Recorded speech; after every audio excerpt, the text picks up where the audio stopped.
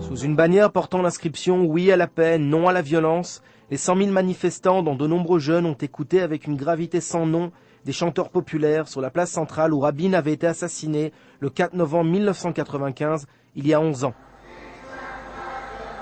Des parents, des enfants, tous ensemble unis dans le souvenir auquel Israël semble s'accrocher en dernier recours. Très jeunes, certains n'ont quasiment pas connu Rabin. Si la majeure partie des participants est venue honorer la mémoire du Premier ministre assassiné, d'autres ont désiré, comme toujours dans ce genre d'événement, ajouter une touche politique à leur présence.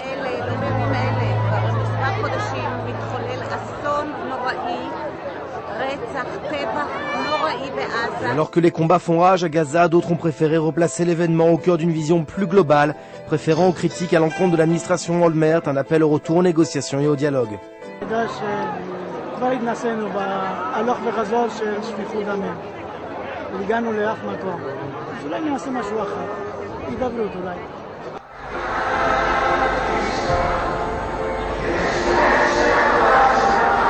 L'écrivain David Grossman, qui a caché avec une dignité sans nom les larmes d'un père orphelin d'un fils, soldat tué au cours de l'été durant la guerre au Liban, a adressé un vibrant appel aux dirigeants israéliens à faire cesser les opérations de l'armée israélienne et à faire des propositions de paix aux Palestiniens.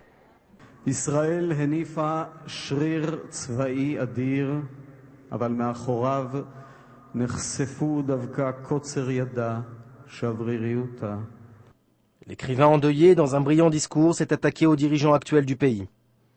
אחד הדברים הקשים שחידדה המלחמה האחרונה הוא התחושה שבימים האלה אין מלך בישראל.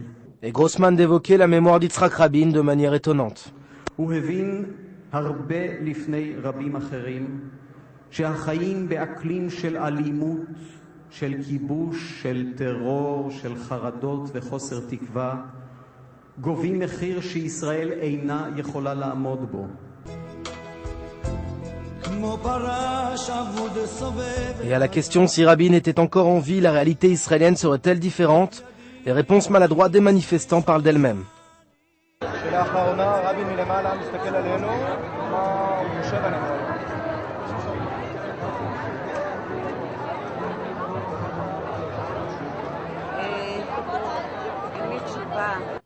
Hier soir, Israël a pleuré Rabin l'espace d'un instant. Or, il n'y avait rien de nouveau sous la pluie fine de Tel Aviv.